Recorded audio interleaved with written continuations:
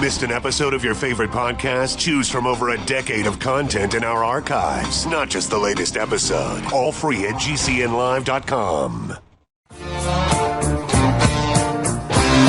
This is your call to action. Get prepared, America. Economy, survival, energy, disasters. This is USAPrepares.com. Informative radio, educational radio.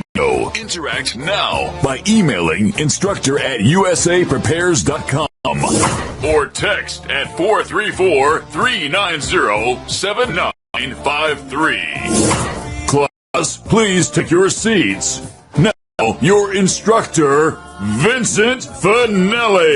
Everyone all set? Cocked? Locked? Yeah, here we go. Your dial set correctly to USA Prepares. And we broadcast 2 hours from high atop the Missouri Ozark Mountains. Brad's engineering the broadcast today. If you'd like to call us, 866-582-9933. 866-582-9933.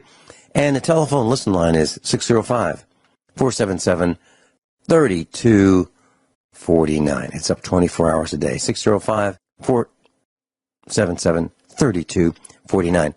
Gwyneth Isaacs is with us live in Australia. Welcome, Gwyneth. Hello, Vincent. How are you this morning? Very well. And you? I'm good, thank you. You know, I was thinking about what we're going to talk about today, which is ancient farming methods, or what to do with a farm and no tractor. Now, who better to discuss that with than you? I can't think of anyone, because that's what you do. That's right. That's what I do, and part of the reason that I do it, particular neighbours of ours do have tractors, because they had tractors before they moved on to their farms. But I didn't have a tractor before I moved on to this place.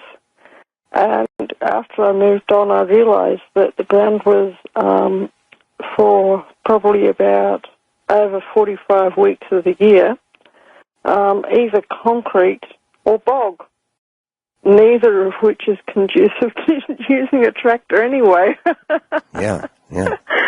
Yeah.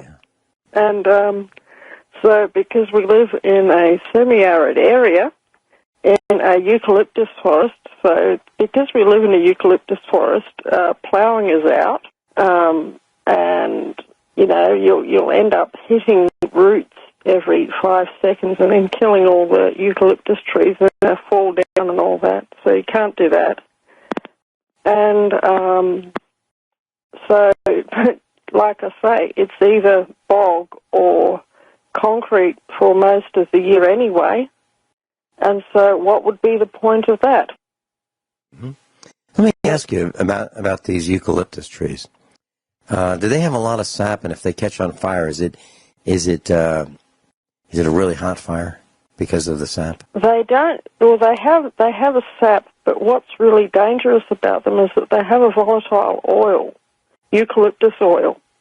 Literally, the leaves are so full of eucalyptus oil that if you hold them up to the light, you can actually see the drops of eucalyptus oil inside the leaves.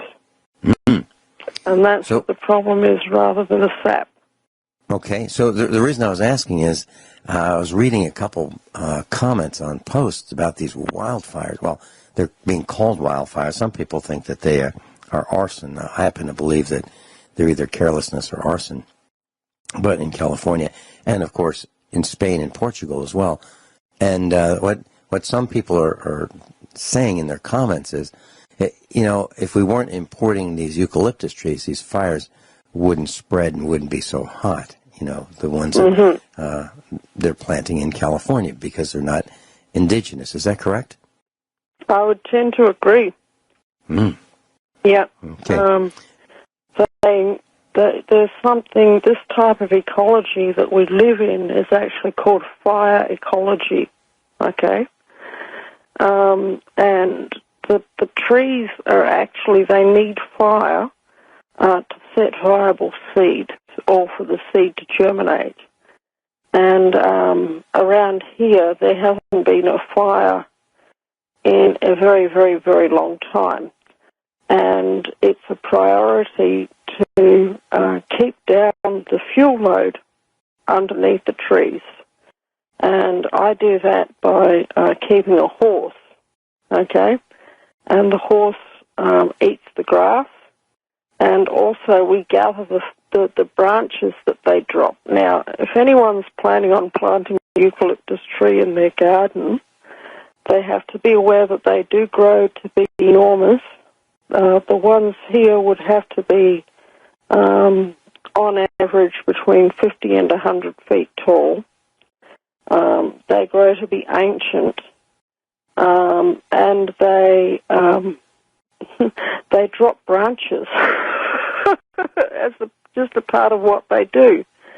And what happens is they get to a certain size, okay, and they grow branches of a certain diameter, and then the branch dies, and then after so many years, the weight of the branch itself actually, of the dried off dead branch usually, although sometimes they're living branches, the tree quite literally drops branches in a high wind, which is quite good for if you're keeping a property for woodlot purposes, because you never have to cut down trees, because on a certain size of lot there's always going to be branches lying around.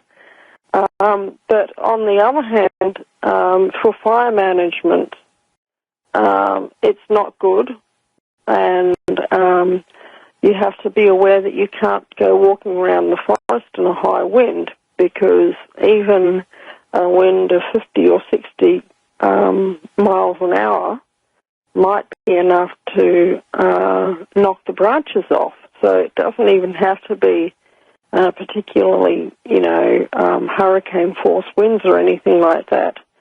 Even 40 or 50 mile an hour winds could be strong enough to get the tree swaying enough for the branches to start falling.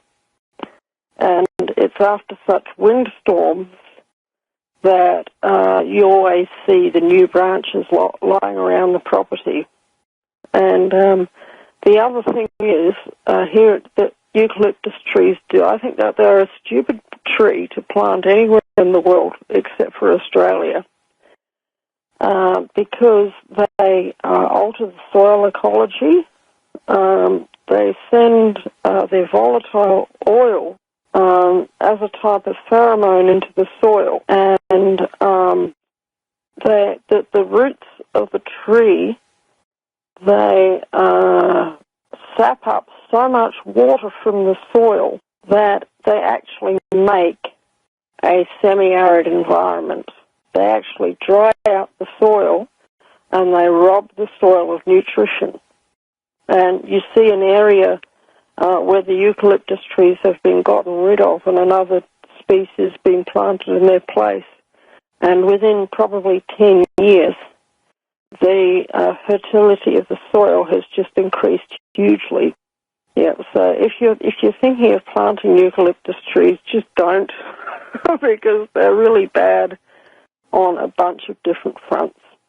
They're good. There's a state park down, maybe 40 miles or so from our farm, and it's called Bennett Spring State Park. It's in Missouri.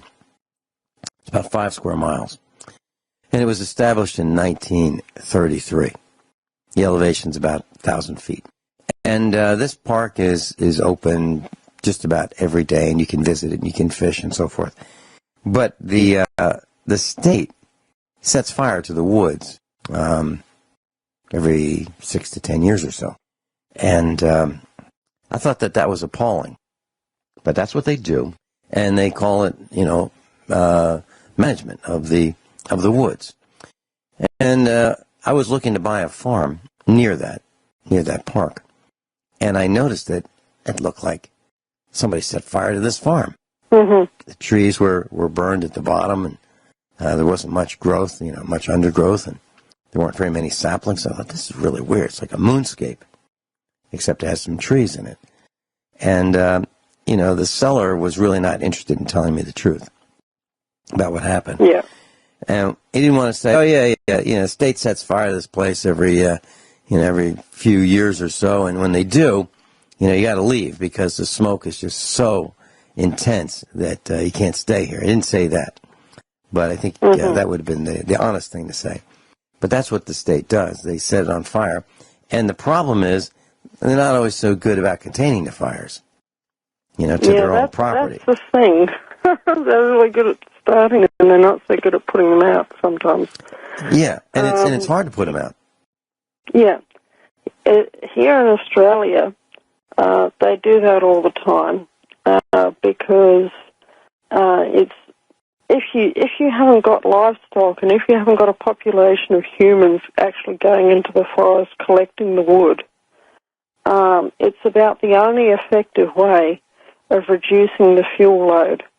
And so what they do is during the wet time of the year, so you're looking at probably about from May through to August or September, what they'll do is they'll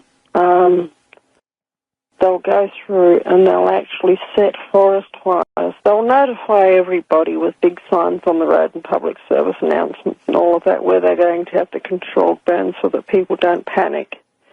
Mm-hmm. And, because everybody around here is very, very fire conscious. And but that's what they do. And they call them around here controlled burns. And it's really the only way reducing the fuel load. And if it's done properly, if it's done at the right time of the year, it's not so much of a problem. But, they could achieve a similar result by just allowing the population to go into the state park and freely collect firewood. That would achieve a similar result. That's what we do here on our farm. They charge a tax on the population, and you actually have police patrolling the state park. Guineith Isaacs is with us, and if you'd like to visit her Facebook page, you can go to usaprepares.com, and you can click on instructors, and you'll be able to link right to her Facebook page. Also, there's a link on page 1, USA Prepares. We've been talking about rural areas and fires. And Guineith, have you ever driven through a wildfire? I've never driven through a wildfire, but many years ago, my husband and I were living on an island with our children in southeast Queensland called Russell Island. And at the time, there was a very large bushfire on North Stradbroke Island, which was only 100 metres away across a piece of water called Guineith Passage, okay, and which was a shipping lane, and there was mangrove trees bordering North Stradbroke Island, and there were mangrove trees bordering Russell Island. So that the mangrove trees won't burn because they've got a very, very high salt content. But the embers, we were downwind of this fire, and the embers were getting blown from North Stradbroke Island to where we were. And it was absolutely terrifying because what people say is that being so close to such a big fire, it's like that the noise is like a freight train, and I can absolutely verify that. And my husband and myself, our response was to instruct all of the children. He had 5 children, and I had Connor. These other 5 children were my stepchildren. I had my young son, and I think I was pregnant at the time with my other son. And we all went around stamping out the embers and, getting the children to stamp out the embers, even putting a little pair of shoes on the toddler and having him stamp out the embers too. And you know something? It's a day I will never, ever, ever forget, because, while most of us were busy stamping out embers, I said to my husband, darling, it might be a good time now to hook the powerboat up to the car and take it down to the jetty so that you can put it in the water quickly, and in case we all might to get out of here, because there was only one road into town, and if the fire had come through, that definitely would have been blocked, which would have trapped us. So, and the only other way off the island was through this kind of muddy, they called it the jetty, but it was actually just, it was through the mud and onto tidal flats. But you could actually, at a stretch, you could launch a powerboat there, and the local fishermen used to do that. But that is absolutely true. But what you've got to recognise is that fire is a part of eucalyptus ecology. If you go planting eucalyptus trees, you're either going to have controlled burns, or you're going to have massive bushfires of the type that we saw here in Victoria a number of years ago, 2008 and 2009. They had wildfires that stretched 200 or 300 kilometres all the way from Melbourne, suburban Melbourne, up to Bendigo, and as far west as Englewood, which is only about 40 kilometres from here. So the Black Saturday bushfires didn't quite reach here, but they reached to within 40 kilometres of here. And you still see the fire scars on the landscape from that set of bushfires to this day. And what I think happened with these bushfires in California, I think they were deliberately set, because there were 13 or 14 different fires. I think there were 13 different fires. Hold that thought. We've got Truck Driver Jay coming on right after the break. We'll be right back. They were all at the same time. Live in Australia, Guineith Isaacs and Truck Driver Jay joining us. Welcome, Jay. Good morning, Vincent. Okay, Good morning. I was talking to the engineer about the call-in listening line. It's on some kind of loop. You were talking to Dr. Sheely.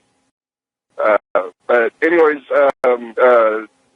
the engineer said that you all were talking about the fires in California, and I just came out of California, Northern California to be exact. I went in to California, I think, Saturday, and you can smell, if you're east of Sacramento, you can smell the smoke. It is very strong. I've been told that the people around Santa Maria, they're walking around with surgical masks on their face because the smoke is so thick. They're breathing this stuff in, and one of the councilmen from Santa Maria, he said, if you're planning on coming to this town to visit, you are not welcome. If you do not have to be there, they don't want you there. They, unless you are a firefighter, or you're bringing in supplies, to help with the relief, they don't want you in there. There's too many people in there already. Mm-hmm. Jay, let me ask you this. Have you ever driven through a wildfire? I mean, where there's fire on both sides of the road? No. Okay. The Forestry Service, the DOT, they will shut down the highway before you get to it, so that you're not in it. Mm-hmm.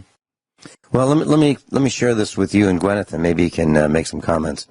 Back in the 1990s, I was traveling to Florida with our family. Our children were competing in Disney's Wide World of Sports in the National Karate Championships, and there were some wildfires in this part of Florida, just like you see in California. Yeah. And everything was fine. There's a little smoke here and there, and all of a sudden, we entered a wall of smoke, and we were on the interstate. And what happened was terrifying. We saw fires on the left, fires on the right, fires were jumping the interstate. The median was on fire. You could even see telephone poles or power poles on fire. And you could even see power poles that were burned and were being suspended just by the wires of the nearby power poles. Yeah, absolutely true. And here's what was terrifying.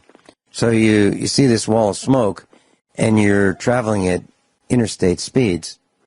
The guys behind you are traveling at the same speed. And if you slow down, or you stop, or you try to find a place to pull, you're going to be rear-ended by many cars.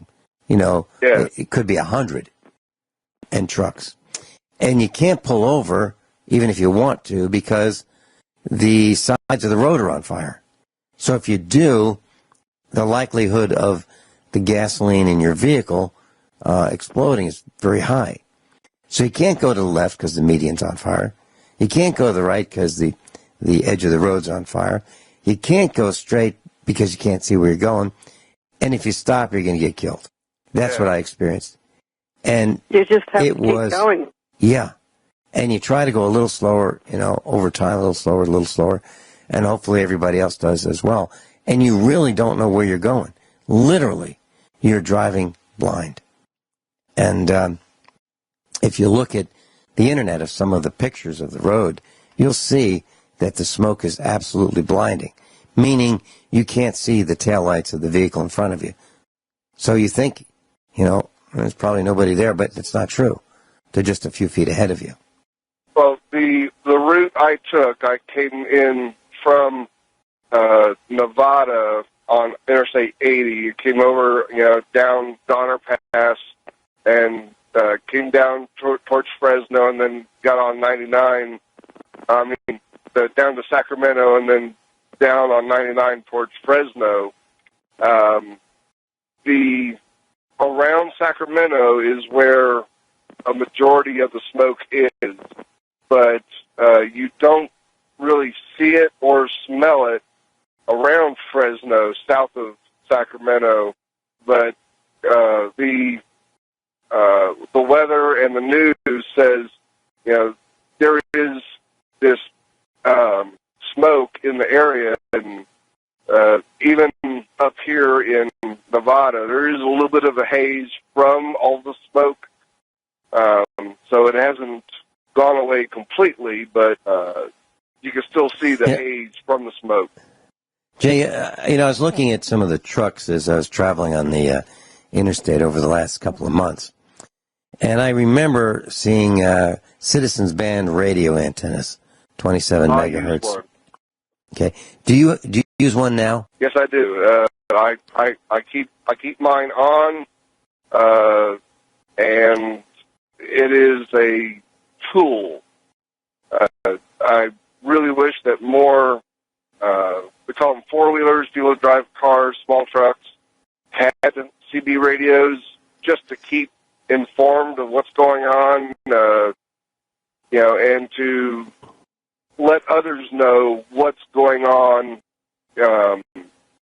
It's basically a communication tool for everybody else, so that you're given a heads up of what may be coming up. Hey, there's Yeah. There's an obstacle in the middle of the road. Watch out for it. Yeah. Or police radar traps, right? Right. Yeah. And what about it appears to me that I see fewer antennas on trucks because the 27 megahertz antenna, 1/4 wavelength is about 102 inches long.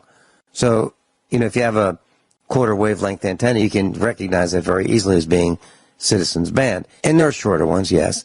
They're, base loaded, top loaded, center loaded, meaning coils in other positions of the antenna to effectively have them be electrically longer. But I don't see as many antennas that I would identify as citizens band on trucks. Are truck drivers using them less? A lot of and I'm hoping I don't lose you because I'm coming through a dead. Can you still hear me? Yeah, you're starting to break up. Tell us quickly. Are truck drivers using CB less than before? Right. The schools. A lot of the schools are teaching.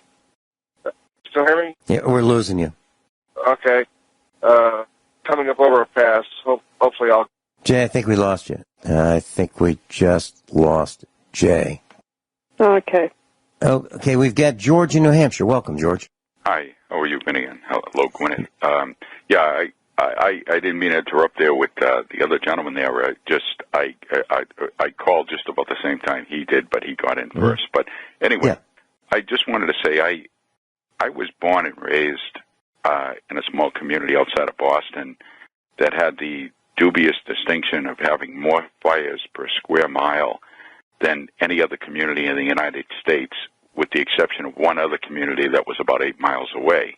And that community held that record for many, many years. I think it went into decades. And there was a fire back in 73, 74, where a third of the city burnt down. And they had over 1,000 pieces of fire apparatus coming from as far away. Now, this was in Massachusetts, coming from New Jersey all the way up into Maine. And they said that it was like a firestorm conditions, and by a miracle, they believe it was arson because a lot of the real estate values had gone down, and it was found that, instead of taking the financial hit because the market was down, certain individuals were resorting to torching their own property for their... Hello? We're here. We got you. Yeah, we're here. No, that's fine. Some musical that thing was cut just in. an alarm I have set. But I'll just tell you this. Somebody might be able to tell me where a fire can start, but no one's going to tell me where it's going to stop. And when you think whatever money could be gained as opposed to the risk to lives of people in the community, firefighters and everything, I just would like to think that these arsonists might just have a certain spot in hell, maybe one of the hottest parts of hell, reserved for them when they just indiscriminately light fires just for profit or for laughs. We have people who drive down the dirt roads here in Missouri, and they'll just flick their cigarette butts, out the window. It's like they think they have the right to do that. They don't. They don't have the right to litter, and they don't have the right to send lit devices out their vehicle windows. I hate it. And eventually, the farmers are going to be annoyed with this, and we'll probably do something about it. And you might even get a chance to read about it. But I'm sick of it. Cans, bottles, string, cigarettes, and my greatest pet peeve is those darn happy birthday balloons. I don't know what people are thinking. They give them to children, the children let them go, and isn't that, off it goes. And then it lands, and then some cow chokes on it. It's disgusting. We need to stop. We need to ban them. They're dangerous when they land. We've got Guineith Isaacs with us, and we've got George in New Hampshire. George, we were talking about fires, and we were talking about an area of New Hampshire that or an area of the East Coast that had a lot of fires. and we're talking about arson, and we're talking about, it used to be called kind of like induced lightning when restaurants exactly would go. Yeah, when restaurants I'm laughing at the expression. Yeah. induced induced lightning. Yeah. If a restaurant started up and it wasn't working so well, and it just catch fire and spontaneously combust almost, and at least that's what it would appear. But it was always, or many times, believed to be arson. Is that what you're talking about happened in your neck of the woods? Well, yes, definitely, because they even had an individual who was like the vice mayor, and when the mayor decided to run for a lieutenant governorship, this man was about to step into the position of mayor. And what happened was that he had a shoe store down on the main street, and there'd been a number of fires, that would start in one business, and it would basically take out almost the city block. And this man was seen hours after his store's closed, leaving his store, when within 5 minutes after he left, smoke was seen pouring out of his store, and he was arrested. And one day before he was supposed to become mayor, he was indicted for arson. And I guess they had enough evidence there that he didn't expect the police to be around the area, but they happened to see, he was seen leaving within minutes after the flames started and the smoke. So let's just say, like I said, this became somewhat commonplace in that particular community, and hence it had the number one, or at least the number two spot in the entire United States of having more fires per square mile. And it was also only 2 miles square in the entire city. It was the smallest city in the Commonwealth of Massachusetts. I was working at the bank, and I got a call from our insurance agent, and he said, "Vinny, did you see the paper this morning?" And I said, "No, what's up, John?" And he said, "Well, I could have sworn it looked like your building, was on the front page." And I said, "No, I don't think so." So I went and I got the newspaper and I called him back.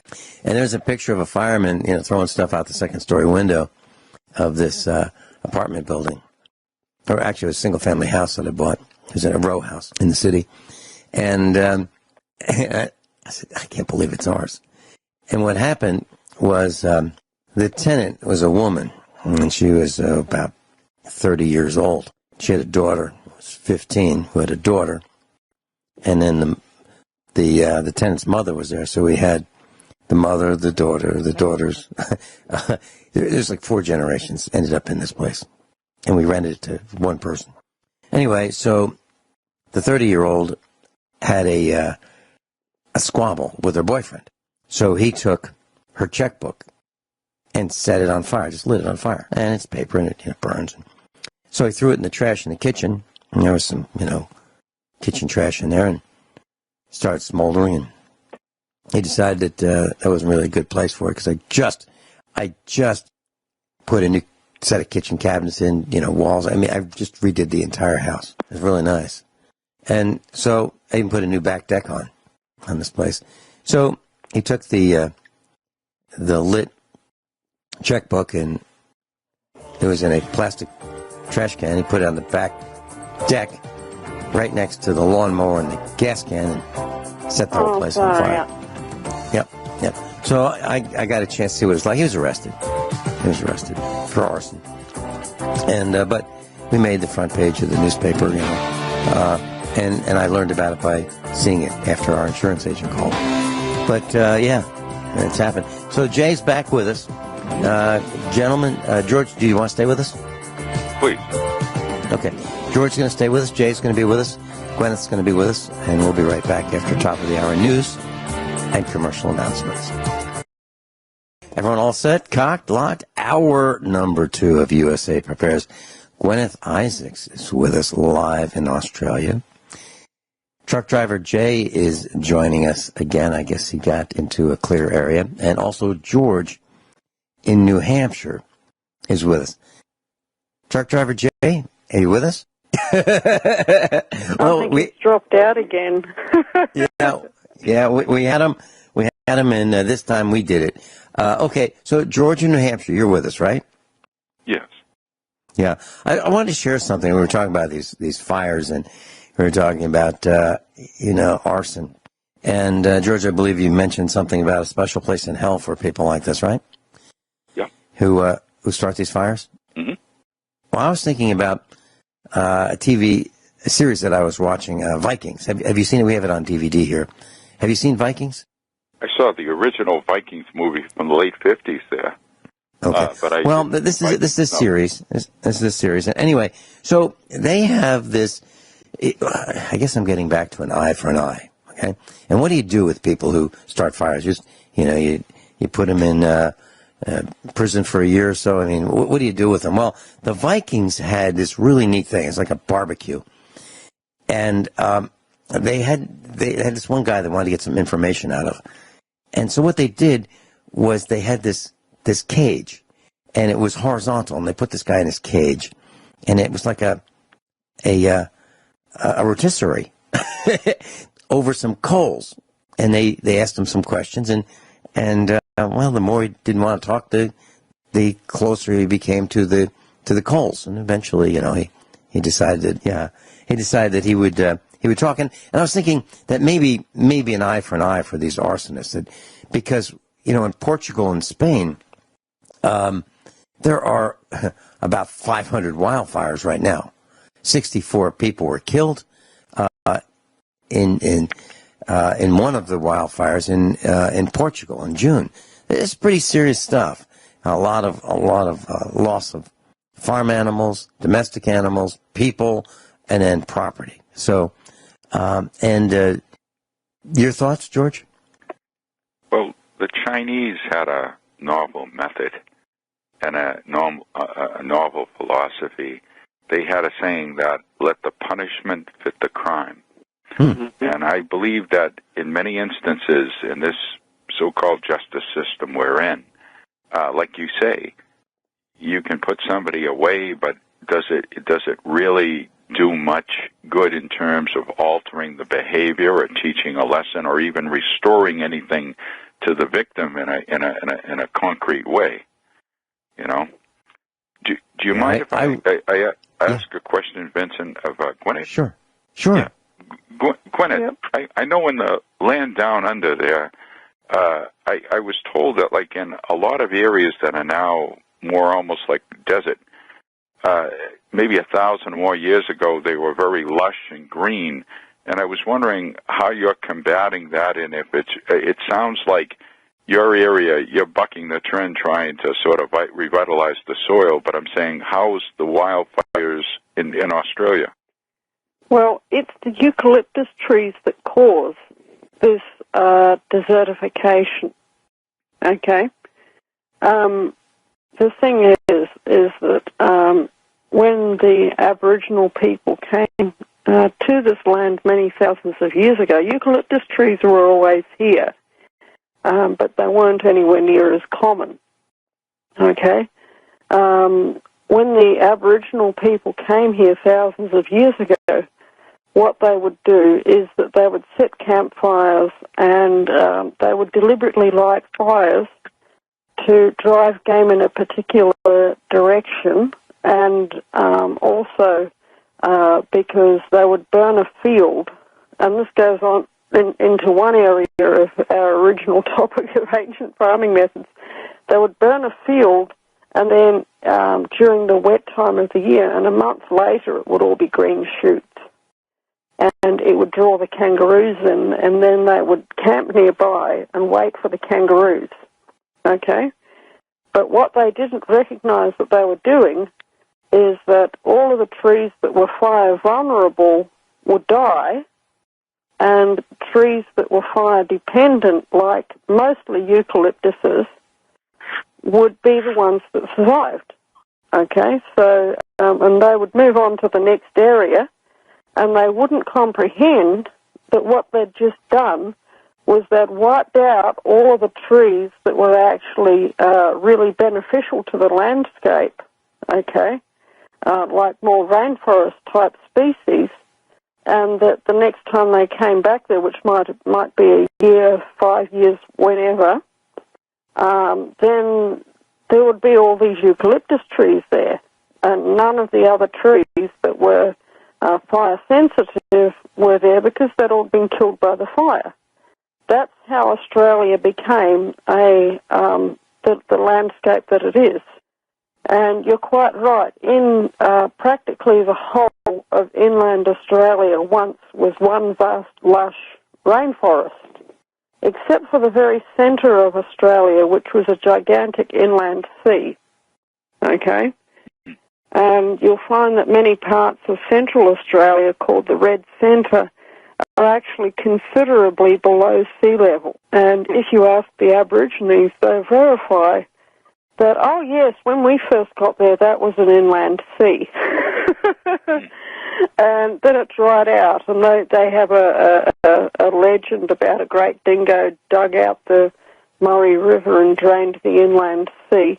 Now, probably what happened was that there was, in small letters, climate change, which was caused by the Aborigines burning off, but not through the CO2, through the changes in the ecology caused by what plants survived the bushfires and what plants it actually needed the bushfires to propagate, and what plants were killed by them.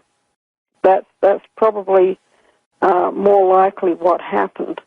And then, of course, in central Australia, it dried out to such an extent that only the very hardiest kinds of eucalyptuses were able to survive. And across the southern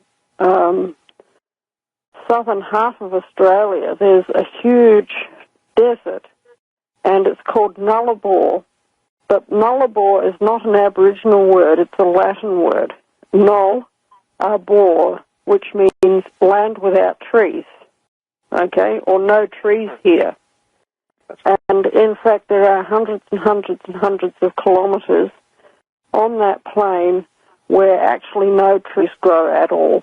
And although there are more trees on the Nullarbor today than what there once were, because humans are now there, and humans bring, they poop. The poop has to go somewhere. It goes into a septic system. They pump water, and gradually the areas around the roadhouses, just on account of the fact that they are pumping and using some water, collecting some water, and that they have septic systems, they are gradually becoming more fertile. And it's quite an interesting thing to watch, because the main tree that tends to grow there are two types of tree. One is called the peppercorn tree, and the other one is various species of mallee eucalyptus, which are not a tall tree. They might not be any taller than about 10 feet tall. They have a gigantic taproot, something like an enormous carrot, and which continually sends up branches. And, you can cut the branches, and within about 10 years, it will have grown an entire new top set of branches. Because this taproot, it goes down and it taps the groundwater, and that's how they are enabled to survive. And they germinate after the very, very, very occasional wet years that you get in the Australian outback, which might only occur a few times in a decade. And, so that's the thing about the Australian ecology. It's completely man-made. There's nothing artificial or natural at all about the Australian ecology, and it was made by human beings setting fires, both accidentally and on purpose. Yep. George, any other thoughts? Well, not unlike Brazil or that central Amazon basin there, where they said over the decades, you'd have farmers who would torch large sections of the rainforest, and then they'd basically farm for a few years, wear out the soil with very poor management of the farming techniques that we're using. Then the cattle ranchers would hire gunmen to go in and roust them off their the land that they were on, driving them further into the jungle to just restart the process again of lighting fires, clearing out the dense undergrowth, and basically just perpetuating it to the point where massive areas of deforestation since the 70s anyway, and aided and abetted by the government, who wanted to rapidly industrialize the central base and become like a world superpower, and that has a lot to do with the quality of our atmosphere today being so depleted. Yeah, I would tend to agree, and I would also tend to agree that if they don't do something about the Amazon rainforest pronto, that it's going to turn into a vast desert within a generation, and that the Amazon River is actually likely to dry up because it's the trees that create moisture. And actually droughts in the Amazon are becoming more common every single year, whereas when I was a child they were practically unknown. We'll be right back. We're going to try something a little different right now. We've got truck driver Jay back with us. At the same time, we've got Georgia, New Hampshire. At the same time, we've got Guineith Isaacs and me, Vin Finelli. Jay, you were trying to get with us. Tell us about some of your experiences with these fires. Well, the topic I got cut off was, I'm stopped now. The CB, the Citizens Band Radio, schools, I was talking to a couple of students for Stevens Trucking. Not a lot of them have CBs because their instructors tell them, you don't want one of those, it's pointless, it's useless, there's nothing but garbage on there. I've talked to some absolutely awesome drivers, give really good information, just talking about trucking stuff. But it's a tool, and especially during the wintertime when there's a lot of snow and ice on the roads, you want to know if there's an accident up ahead so you can start slowing down so you don't get into that accident. I was just doing a quick calculation. I got my first operator's license, if you will, when you were required to have a Citizens Band license. I got mine about 52 years ago. And so I had one.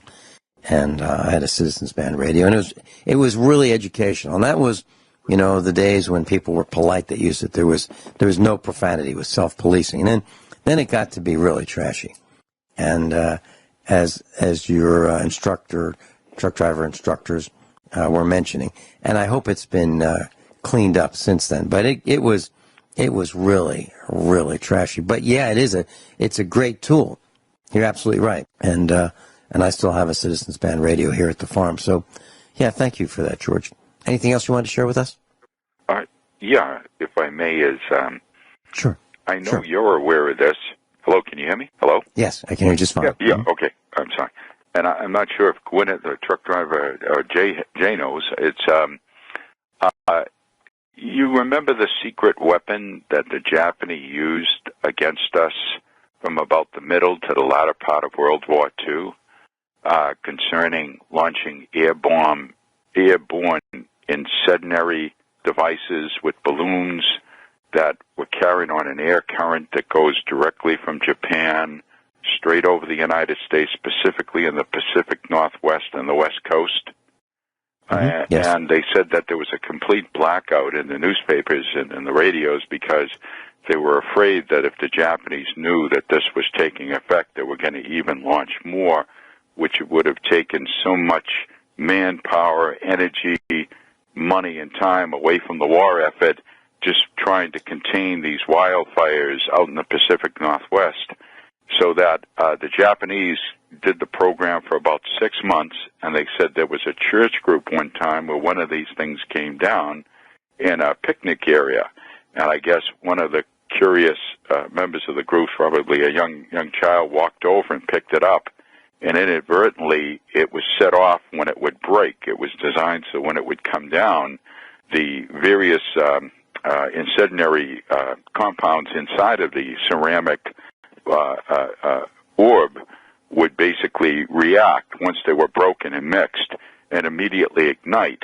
And they said supposedly that was the only casualties was that particular group. But they said that the Japanese gave up the program because having their spy network not detecting any reporting of these of the effectiveness of this thing, they decided to just give up the program altogether. But I believe that for years after World War II, a lot of them touched down and for one reason or not did not go off. And I believe that as time and the elements broke them down, I believe that they might have accounted for a lot of the fires that were set in the 40s and the 50s. And on that, I'll just get off and I'll let you discuss what you're doing, okay? And I appreciate the program. Good point. Talking to everybody. Thank you, George. Thank you. We're back with Guineith Isaacs, and we're going to be talking about ancient farming techniques. We talked about wildfires, but Guineith, I just want to share one thing. You know, I get sidetracked sometimes during the break. I get sidetracked a lot. And this is a story on 11alive.com, 11alive.com. And it says, arrest warrant.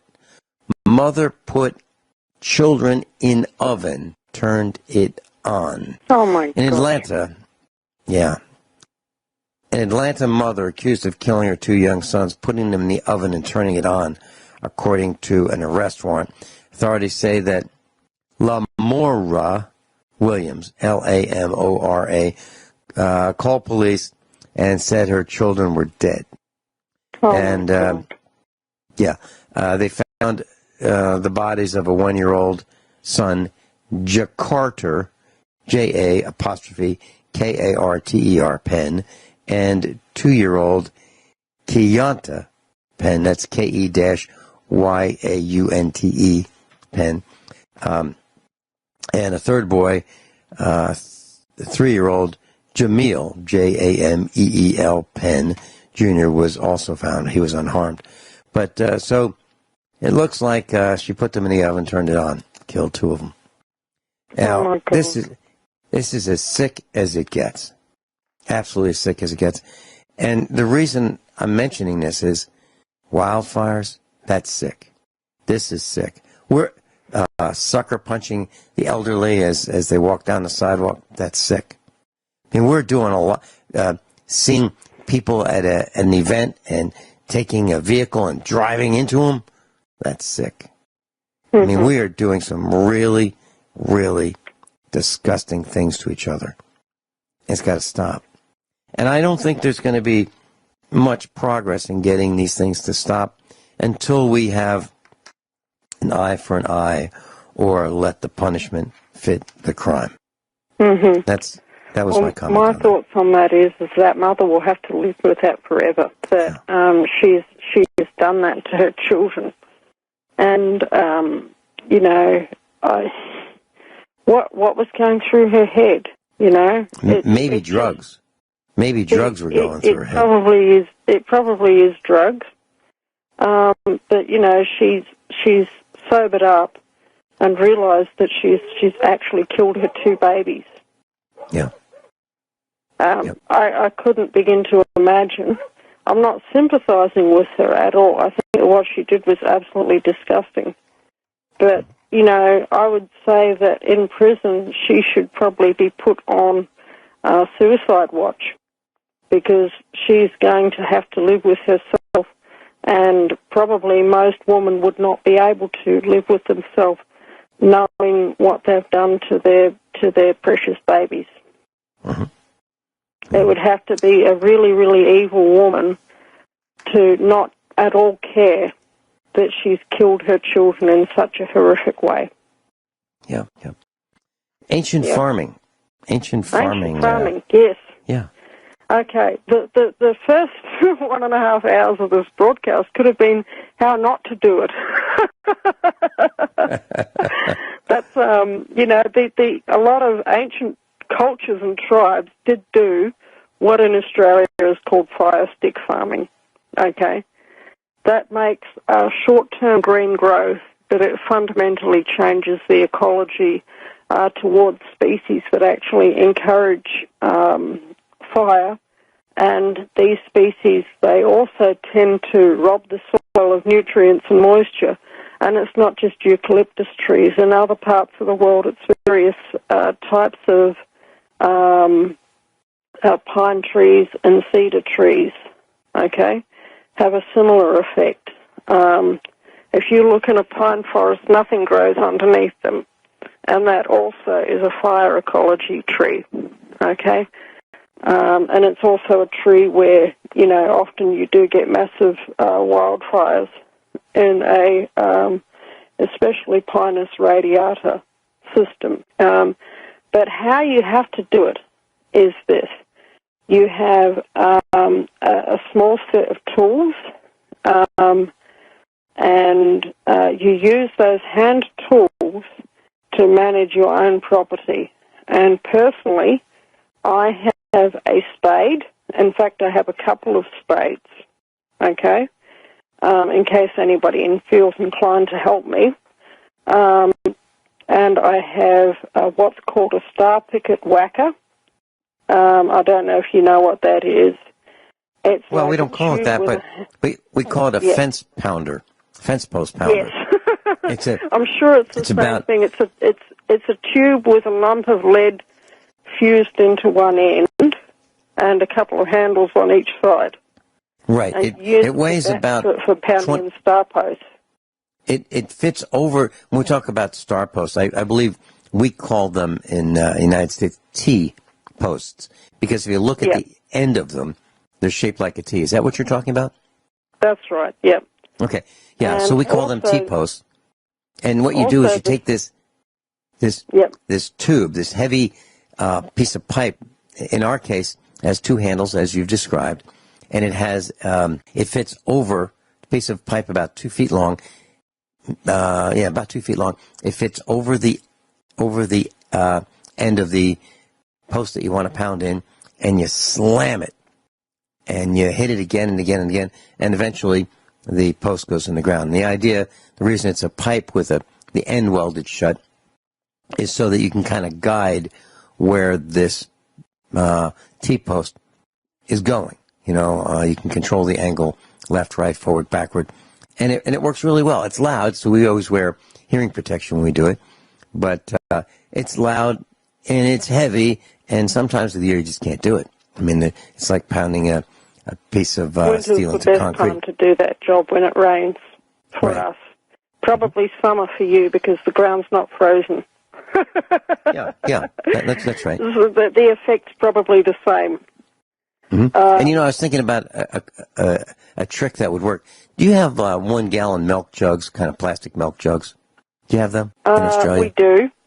Okay. What I was thinking is, if I needed to pound in a post and it was like rock hard ground, what I probably would do is take a 1 gallon milk jug or something like that, and take a pinhole and poke a pinhole in the bottom of it, fill it with water, and put it right over the area that I wanted to pound the post in.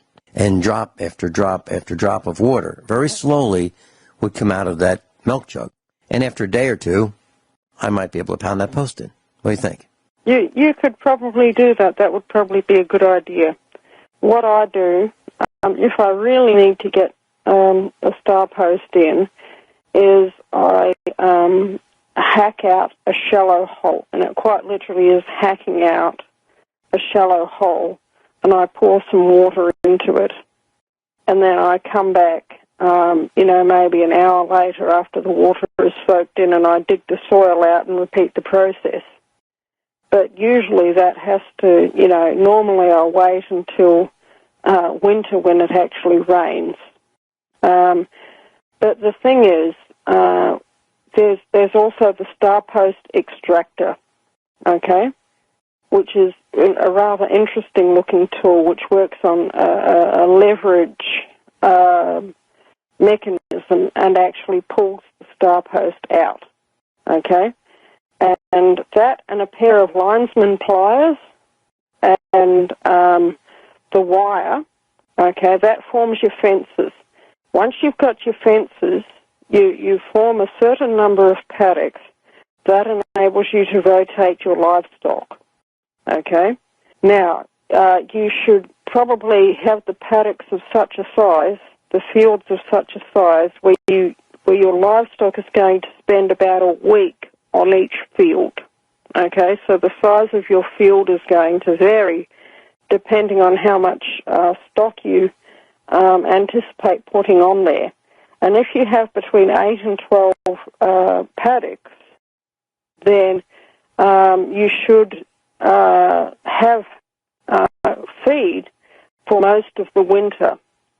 And then you don't need to do the hay thing, okay? You constantly, and it takes a lot of work to put these paddocks in, okay? And probably, ideally, you should have one paddock for each week of your hay season, okay? So when it gets towards the end of the year, and you know that your stock is going to, the grass is going to stop growing soon. Okay, then you begin to think about the rotation, and you're also rotating the paddocks through the year. This reduces the fire load, okay, especially in an arid-type climate.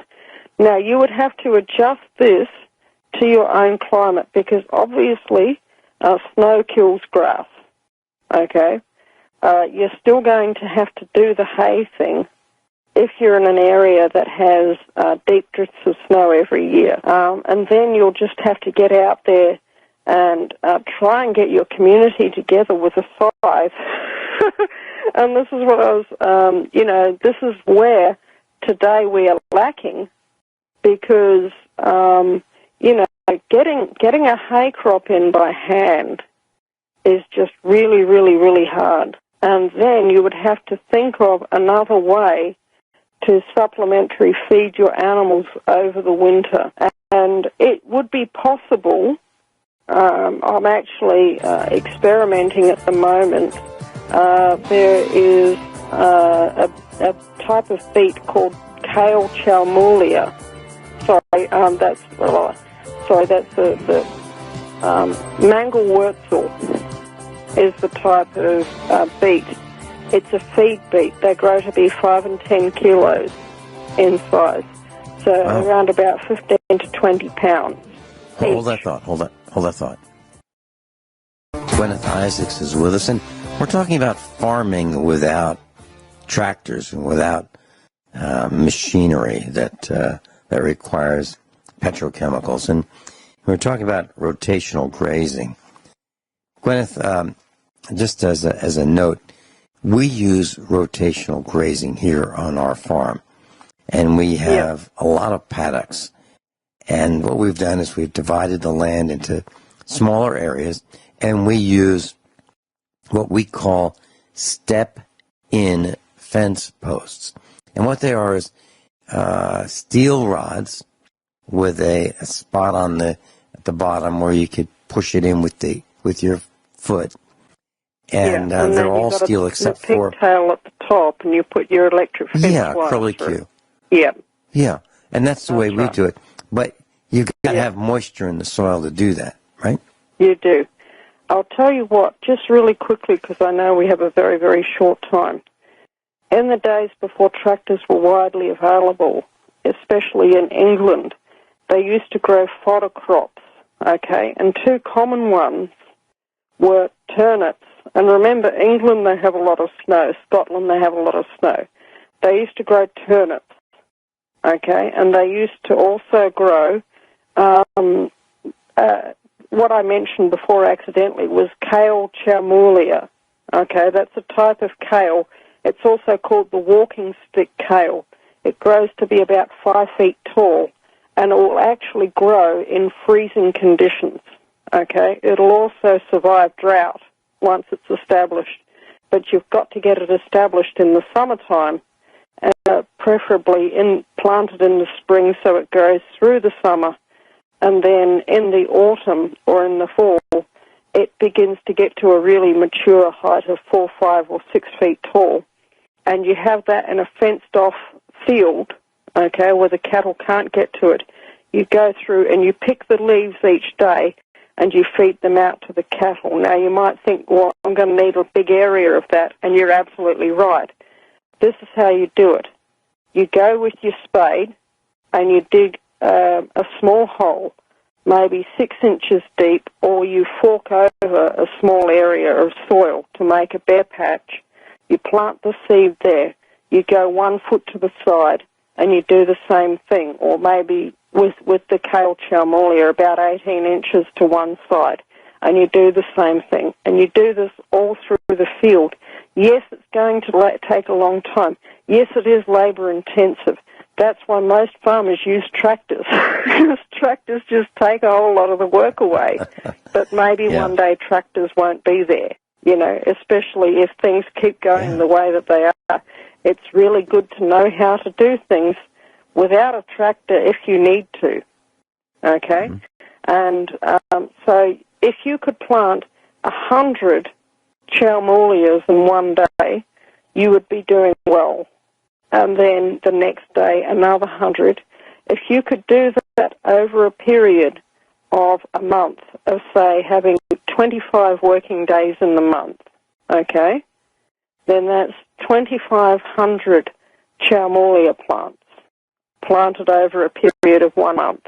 And yes, it's a lot of work, but so is bringing in hay. So is just about everything else on a farm. And the thing about the charmulia is it keeps growing through the snow, through the ice, through the frost, keeps making its leaves, and you go through, you pick the leaves, and you feed them out to the cattle each day. Is there any way you can do it without picking the leaves? What was that? Can the cows get in there and just eat the leaves and not destroy the plants? They'll destroy the plants. Yeah, okay. You would have to have them fenced off because they would actually demolish the whole plant. Yeah. Okay, but if you go through there each day with, a hand cart or a wagon or a wheelbarrow or something and just pick vast quantities of these and put them out to the cattle, then I'm intrigued. Feed your cattle. I'm intrigued with what you're saying. The problem that I'm encountering is in the winter we feed 3,000 pounds of dried grass a day. And that's going to be a lot. That's maybe I'll tell you what you could do quickly. Train a couple of your cows to harness and get them into a plow. Find out how to do that. Or get some of your steers and turn them into bullocks. We'll see you on Thursday. You've got some information for Rick Miller. Yeah, we'll call you on Thursday. Yep.